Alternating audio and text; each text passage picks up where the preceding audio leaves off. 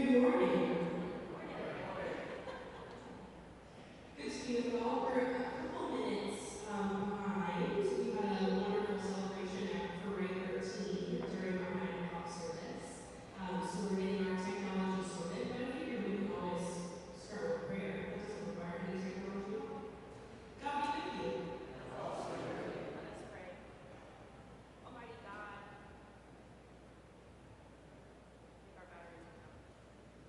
Almighty God, we give you thanks for all that you offer us. You tell us that your house has many rooms and there is space for everyone. May we believe that truth enough to help it be true here on earth. Guide us, offer us your spirit, your strength, and your courage. In your holy name we pray. Amen. We also don't need technology. Hello. We don't need technology to welcome our speakers today. So, happy Mother's Day. Keisha, will you use this mic? Okay. We are blessed to have with us today our very own Ralph Cunningham and Lee Quill, founding principals of Cunningham and Quill Architects, they have over 20 years of experience with residential, infill, mixed use, and commercial architecture. Cunningham and Quill Architects was instrumental in the creation of the Spire at the Episcopal Church of the Resurrection, which is a co-location design of a new church and 100% affordable housing. He's here today to share with us his experience. They're here today to share with us their experience and also dream with us a little bit of what might be possible and how we might contribute to this space of affordable housing. So here we go.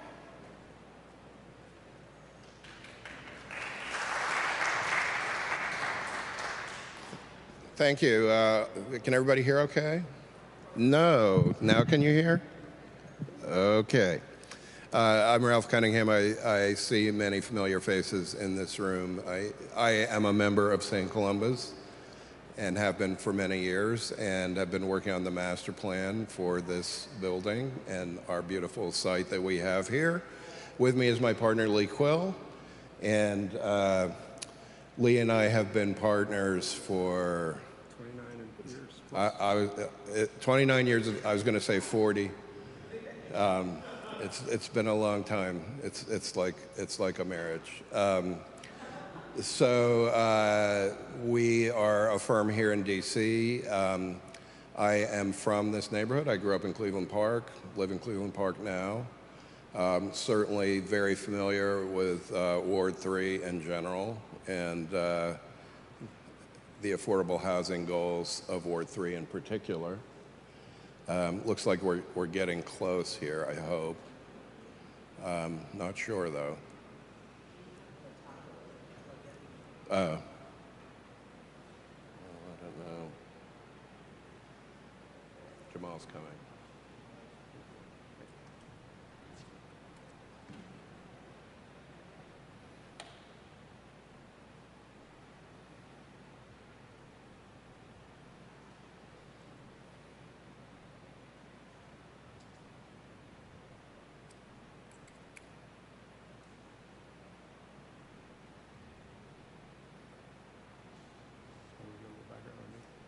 Yeah, go ahead. I'll be the filler. Well, we also have the... So my name's Lee Quill. I live in the city of Alexandria with my wife, Lori, who's here, and family. And a little bit of background on us. We've been involved in Alexandria for quite some time, and the project we'll talk about is actually in the city of Alexandria. But what was interesting is that after getting involved with the Church of the Resurrection, which we'll go into a little bit, I was asked to then join a group in the Diocese of Virginia, which is called Virginia Real Estate Partners, or Virginia Episcopal Real Estate. It's called VREP. It used to be called Virginia Diocesan Homes, and what we used to do, the organization, it's an affiliate of the diocese, but we're under the diocese, but a separate nonprofit. Okay, what's your... And what we were doing, sorry, that's okay. well, let me just move this over here just for a second. I don't know if I'm going to be able to do this. The Virginia Episcopal Real Estate Partners was set up to originally help with senior facilities where you could buy an apartment and live there, go down to dinner. Then there was assisted living. It was a stepped kind of approach. And then now they just added an Alzheimer's unit to the facility in Alexandria, Goodwin House, if you've heard of that. And as time went on, the need for housing has become more critical. So Virginia Diocesan Homes transitioned to what we just got a brand new name literally a year and a half ago, to Virginia Episcopal Real Estate Partners.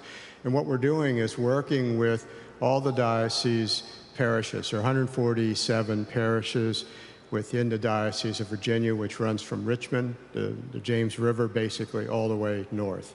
And then there are 2 other dioceses, southwest and then southeast in Virginia also, but we handle those. And what we do is we work with churches and their congregations that may be interested to explore their mission. What is their mission? And it can be affordable housing predominantly, but it can be, if you have an underutilized facility, is there another opportunity that can come for community services or assistance? So we work with them in that particular to think about their resources, what they have, whether it's land or underutilized facilities. And it's been interesting because as we've transitioned to this new group, there's about 12 of us, 14 of us on the board right now, and it's a wide range of experiences. We've gotten more information, the word has gotten out, and we're there as a resource to help dioceses. And it's been interesting because we've got some that have had land, some that have had buildings that might be repositioned, et cetera. And I've been on this board now for 2 years, and it's been an amazing facility and an opportunity for us to give back. So we'll get things set up here. So Ralph and I started the firm, as he said, a little over 29 years ago, but we've always had a mission-based founding of our firm, of giving back. We were fortunate enough to come through architecture school and get great educations and come back. I was actually born in Alexandria, but my parents were born in DC and grew up here, so I'm kind of a DC kid, but born in Alexandria, where Ralph is pure DC. But the idea to come back and practice in the nation's capital and to give back as part of our effort to help people, whether it's a project that's not affordable housing, but other types of facilities or not, has been part of our mission. So that's what you'll start to hear about now. Okay. All right. Thank you, Jamal, for rescuing us. We appreciate that very much. All right, so this is an image of the Episcopal Church of the Resurrection in Alexandria, which we're going to talk a little bit more about. No, of course, there we go. We sort of introduced ourselves, and Lee, maybe you want to talk about this, and then I'll come back. Just hold it right to the mouth. Perfect. That would be best. So what came out of the Church of Resurrection was quite interesting. Ralph and I always try to spread the word of our projects, and what came out of this was we had this amazing facility where we have 113 units, which we'll show you, of affordable housing. The church gave up its property. They went through a year-long discernment and decided to give up the church and to go forward with their mission. What ended up in the end was we got 113 units on the site, but we were also able to come back with a small, approximately 5,000 square foot church. So one Wednesday evening back in the fall, a couple years ago, I remembered this design program that was an international religious architecture program that was with Sacred Places out of Philadelphia. And I said, maybe we ought to think about entering this church, this small 5,000 square foot church that we did. Long and behold, it got selected for an International Design Awards program as a winner. And then they reached out to me and said, would you do a part of an article in Sacred Places to talk about the experience of architects helping churches? So this is what happened and came out of that. So again, what we try to do is spread the word. get the word out there about how you can do this work, etc. So I explained VREP, which is the Virginia Episcopal Real Estate Partners, and what we do. And again, what I talked about were the kind of the steps that we help on discernment, development, and operations. And as you go through this in the next one, Ralph, you just hit there, these are some of the things we're involved in, from helping on discernment with communities. You know, you have to think about this and decide what is your mission, what do you want to do, do you even want to think about this? A lot more involved in that. And then there's this thing we call the landscape analysis, where we actually have gone in and helped congregations if they decide they want to look at a particular piece of property. You know, what are the opportunities that you might have? And that's what is the facility you have now, the good and the bad, to go through that, to determine where you are, what the opportunities are. Again, part of that deals with, if you want to think about housing, what's the zoning, what are the opportunities, how's the political climate, how's the neighborhood climate, things like this. And then finally, the going through and actually helping them in the due diligence and looking at it a little bit more in detail. Next.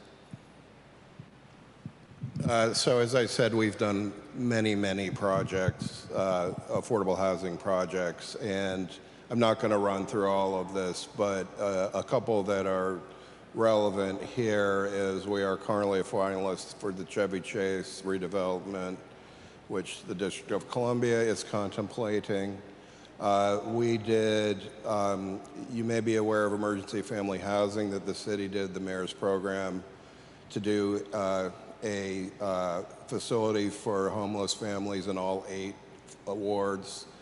We did 2 out of 8 of those. We studied 4 out of 8. We were the first architects hired for something that had never been done before in the country.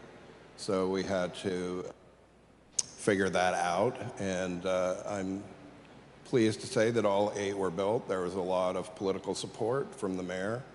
And many of our clients from that effort have gone on to other cities in the United States to try to replicate the success that we have here in the District of Columbia, which is the national leader in the program. And so these are a couple of faith-based ones that we've done, and Lee was mentioning the Spire and Episcopal Church of the Resurrection. We're going to look at that a little bit more in detail. St. James Plaza, which is another faith-based affordable housing project in Alexandria, and then House of Lebanon, which is right here in Washington, which is in Shaw. And so what is the problem that we're trying to solve? As everyone knows, income inequality is a serious problem. The people that, working class people that do the work here in this country have a lot of difficulties having places to live. And it's a particularly acute problem here in Ward 3. You see the statistics there on the screen. 1% Rock Creek West. That's how much affordable housing we have here. And as I said, we're finalists for Chevy Chase, and we're running head on into some support and some opposition. I will tell you that in Ward 3, there's an awful lot of we love affordable housing, but we want you to build it somewhere else, like east of the river, which has 51%. And if you talk to people in Ward 7 and Ward 8, they'd say, we have enough affordable housing. We want market rate development. We want commerce. And when we did emergency family housing, Ward 7, which was the first one that was complete, which we did, and then we also did the last one, which was Ward 1. Same kinds of things. People in Ward 7 said, this is great, we support it, but we want to make sure that the ones that are in, Ward 3, 2, 1, actually get built, because they're used to seeing things proposed for the whole city, and then they have to bear the brunt of it. So this is a very serious political issue. We have very good support from the mayor, of course, and also from Matt Fruman, our council member. But if you'd like to get involved, Washington Interfaith Network, Elizabeth Faden is here. she'd be happy to talk to you about it. So I'm going to turn it over to Lee. Which button?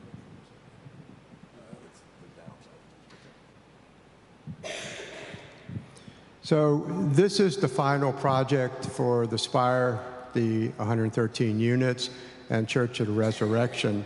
And as you looked at this particular, this is the former church. They had a school, which ended up, stopping at one point. This was a 1960s modern church, which you can see right here. And this is Goodwin House that I was talking to you about, which kind of wraps around behind it. What was interesting about the old church, the congregation was shrinking. It was a 1960s design, so it had this big kind of, Pizza Hut roof on it. And what was interesting was brown brick. They had clear story windows, and there was no visual connection to the outside at all. You couldn't tell what the weather was, what the light was, or anything. And one of the biggest things we changed with the new church was to come back in with that. So when we looked at the site, we went through some studies.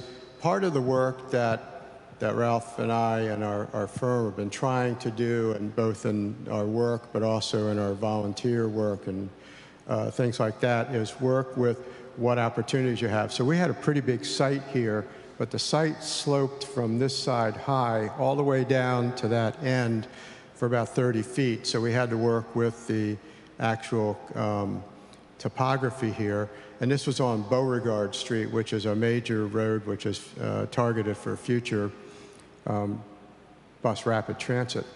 So where did it start? With the declining population of the congregation, they were trying to figure out, where do we go from here? Do we just struggle with trying to meet our economics? But they were a very strong religious foundation in their missions. They did a pantry kitchen, which was every weekend people would come and get food, but they also were big advocates for affordable housing.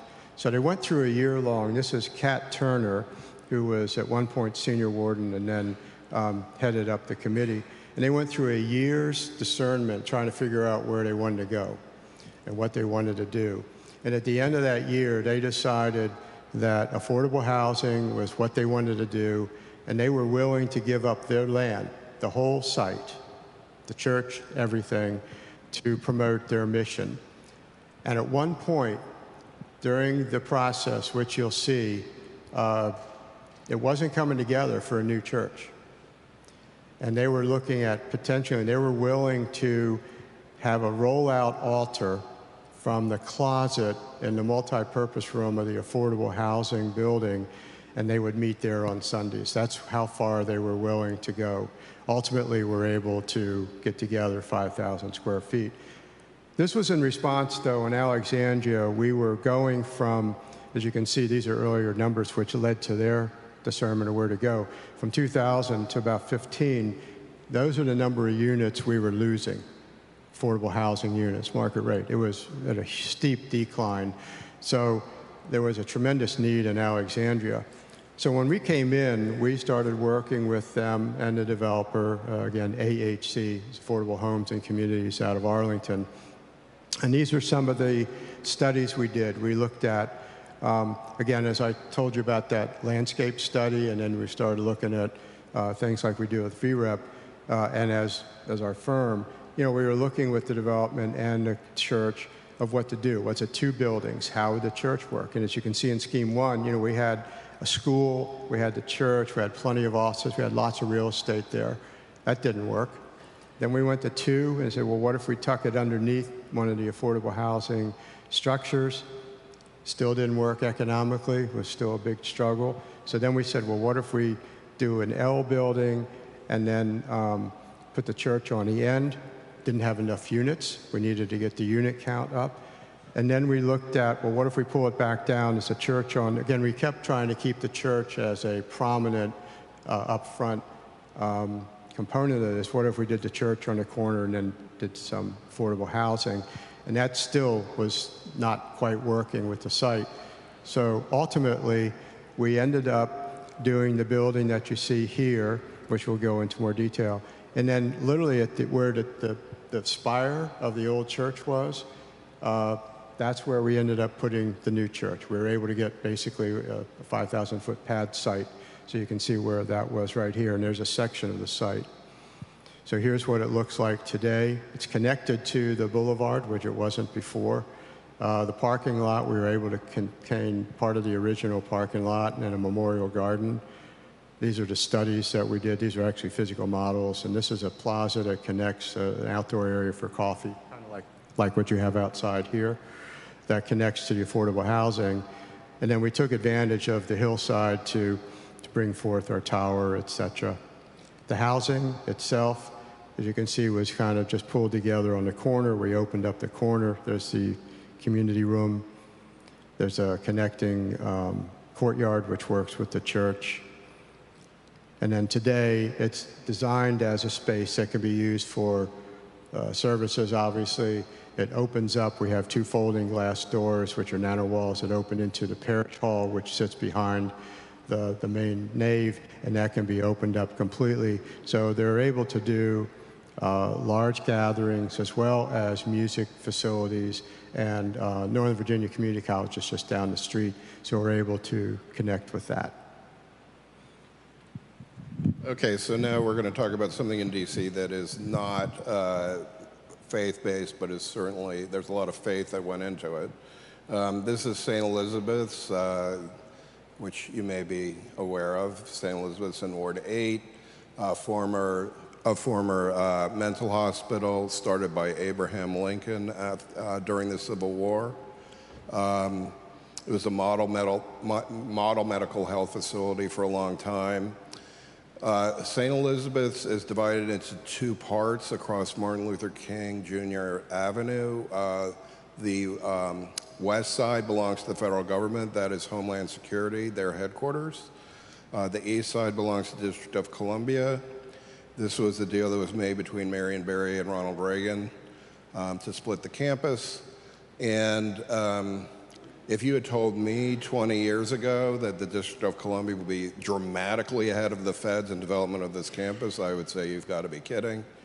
St. Elizabeth's East is a very vibrant place, but it's full of historic buildings. It's a National Historic Landmark. So you get a sense of what these buildings are like. This is an after photo. This was the continuing care campus. There were 7 buildings, and we were tasked with making that into affordable housing. Now understand that a mental hospital is 1 part hospital, 1 part prison. This was a place that had been fenced for over a century. It was also a major employment center for Congress Heights. And so Congress Heights, when the Reagan administration decided to close the hospital overnight, put thousands of people out of work. And surprisingly, the neighborhood fell apart when all those jobs disappeared. And also they locked up the campus so nobody could go in there anymore. So when we started this project, the campus was locked. We visited this site with a SWAT team, long guns. There were lots of people in there.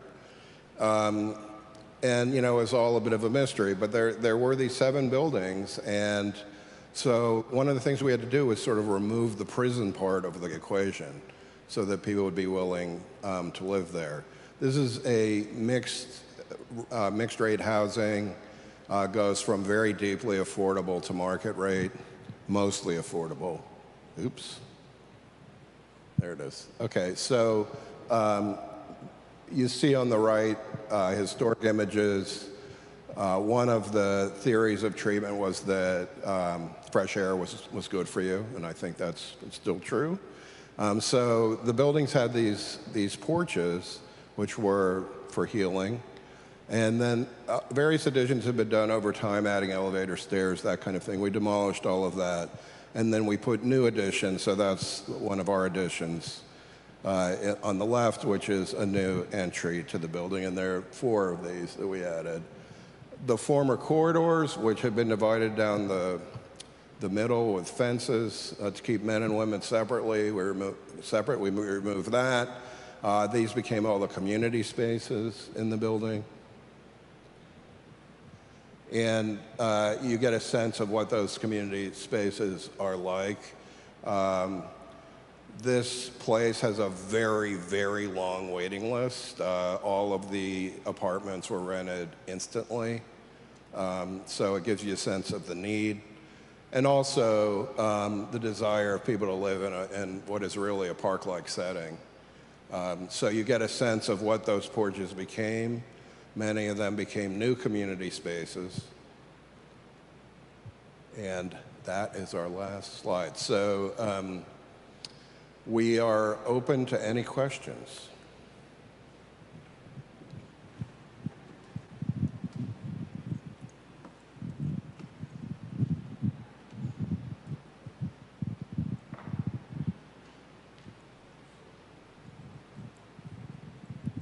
Thank you for this. Can you talk about the financing for the Virginia project? Where'd the money come from?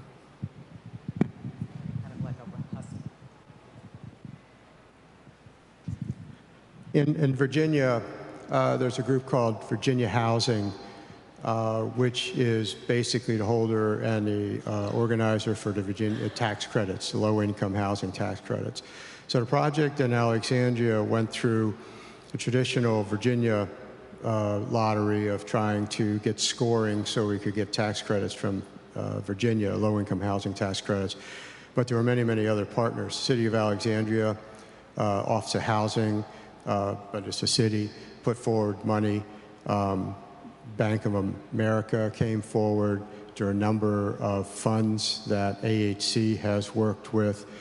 So we're probably, I don't remember the exact number, but probably about 10 sources of income that came in from private funds to banking and places like Bank of America has their investment fund, et cetera. So you have to pull all these together to make it work, and it's still a struggle. So that's where we were working with the financial model of trying to make it work on one end of, what can we get to go forward, but then where does the money come from? My experience, and I think Ralph has found this too, is that when we're working on affordable housing, these people are doing God's work, because the people having to pull this together as far as financing is extremely difficult. And it's very, very hard. And in the last couple of years, it's been very tough. A number of our jurisdictions have put their money into one project or something like that. Like Arlington went through to rehabilitate some older market rate affordable housing and took the money off. So there have been no new affordable housing buildings built in Arlington for a number of years. So we're hopeful this year that will change. Yeah, so affordable housing is notoriously difficult to finance, and rule number one, which is relevant as we think about doing affordable housing with churches in Ward 3, is that the land has to be free, zero free. These projects cannot afford to spend any money on land.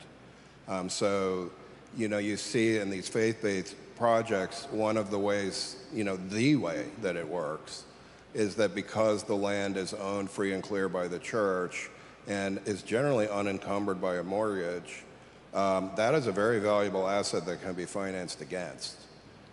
So again, zero free land. And as Lee said, you could easily have 10 buckets of funding, and it is so, so difficult.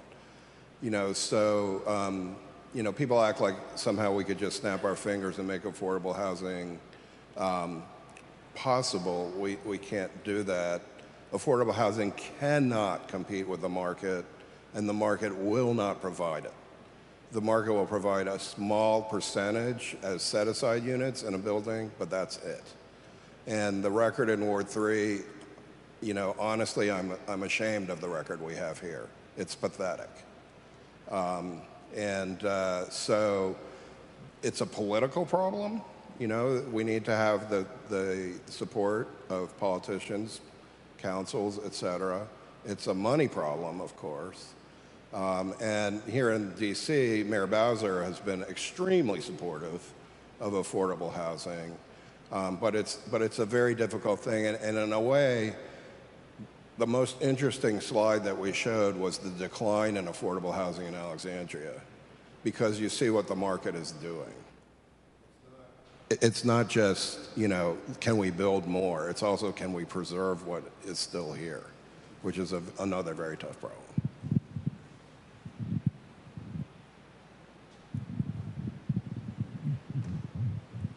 Thank you so much. This has been really interesting. I particularly appreciated your talking about how many different pieces it takes to pull something like this together. And aside from the financing piece, I was wondering whether both of you could talk a little bit about the kinds of collaborations and partnerships that you saw, either that you were directly involved in as the architects on the projects, or that you saw faith-based communities or other communities having to do, meaning partnerships within the community, political partnerships, partnerships with advocacy organizations, and so on. Because I think those are nearly as important as the land. So, Elizabeth, I think you're getting really to the point, which is this is a societal problem. It is not a government problem. This is something that we need everybody in this room, everybody in this congregation to advocate for, because it's an extremely difficult problem. And of course, it all starts with the kind of income inequality we have in the city, country, whatever group you want to name, where literally many, many people cannot afford housing. I would just say on the collaborations, the one thing that's important, advocacy groups like yours, but just a general climate. We have a tremendous job of educating the community, our friends and neighbors, about what affordable housing is and why we need it. Most people think it's those people. We want to support affordable housing, 100%, but not here, as Ralph had mentioned. We literally, I'll tell you a story. On Church of the Resurrection, you saw that big building behind it, which was Goodwin House, which was affiliated with the Episcopal Church. They opposed our project. And the reason they opposed it is they wanted our land. They wanted the church's land. So we ended up, now that was the former administration at Goodwin House. The current administration is going like, what was that all about? But we literally, if you noticed on our project, there was a road that went into Goodwin House, and there was another road that came into our project, and we literally had to build Hope Way, was what it got named by the rector, as a separate access into ours because they wouldn't give us an easement off of their property because they wanted the land. They figured it was really strange. There were people in Goodwin House that supported us, but the administration didn't. So the point is, the education is now that church is there, the affordable housing, a lot of the residents of the affordable housing are there assisting those that are living in Goodwin House, and they're going like, oh, I guess we should have thought about that. We need a lot more education and support. And so the other thing that the other argument that we hear is that you are building a slum. You are building a place that will fail. And that's why the management of these buildings is terribly, terribly important. We mentioned our client, AHC. They own these buildings. They keep them. They don't sell.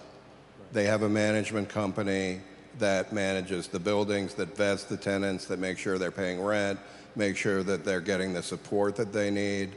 They do a lot with early childhood education, that sort of thing, to really help the whole family to thrive. So this notion that somehow we're going to build public housing again, some tower in the park, and leave everybody in a ghetto, that's not what's happening here.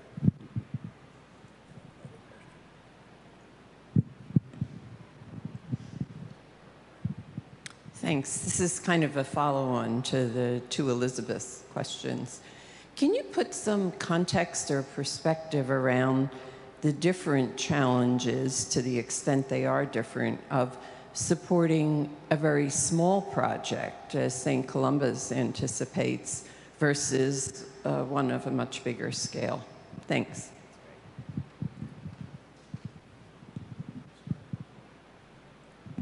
Sure. So ultimately, the goal here with churches in Ward 3 is to assemble a consortium of churches so that the number of units is not tiny. But again, here at St. Columba's, we've talked to an affordable housing developer who is perfectly willing to do a small project. So you do need professional help, and professional help from people that do this every day. This is not easy. But there are organizations, MANA is one of them, who's very interested in this topic and supporting kind of a series of small projects across the city. The only thing I would add is each site is different. You know, we are in an area of large buildings at Church of Resurrection with a large apartment buildings. This is the context, so this fit right in. So it's really important when each congregation looks at their site is what's appropriate for the context that they're in, so that it can fit in and as a neighbor as opposed to why did they do that. We might have time for one more. I think I saw. Who owns the land that the spire and the church sit on now?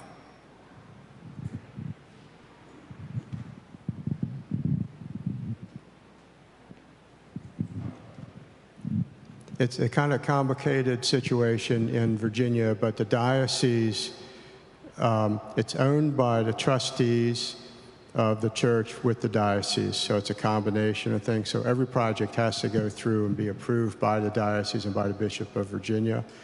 But my recollection was that the church owned the land, but it was still through with the diocese. So every project in Virginia, in the Diocese of Virginia, has to go through kind of an approval by the diocese because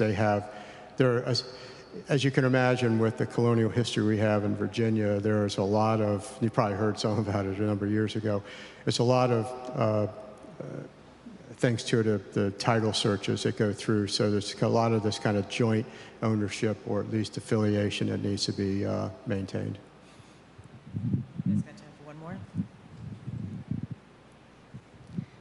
I probably should have, sorry, I'm Lenice. I probably should have asked this earlier. I am not involved with housing and don't know a whole lot about it, but can you define affordable housing? What is affordable housing? In different places, it would be a different number. Is it a percentage or ratio? I think to get people educated, it would be nice to have the actual number instead of big numbers. Well, this is a great question, and it comes, you hear about AMI, which is average mean income for the area, but essentially the projects that we're doing, it used to be we would be in the upper, which would be 70 to 80 to 60% of the average mean income of an area to help. There's such a need at the other end that most of our projects now are including those which have been 30%. Of AMI, and traditionally public housing was at the 30 and below. So affordable housing runs from 0 all the way up to 80 or 90% AMI, depending on where you are and what the need is. And that's where your workforce housing comes in. So affordable housing has a very wide range from workforce to those in desperate need of housing and shelter to every lane, depending on what your housing size is, or whether it's a family or an individual. So I hope that answers it. I mean, it's a wide range. So if you want to use, a math understandable by me, you could just consider AMI, and this is roughly right, for a family of 4 is about $100,000. So 30% would be $30,000 income for a family of 4.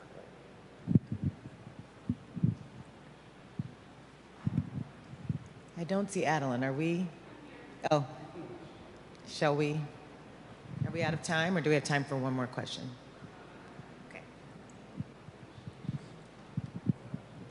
Thank you all for being here, being a part of this conversation. Thank you, Ralph and Lee, for your time and your expertise. Lots to continue to ponder and pray on. Thank you.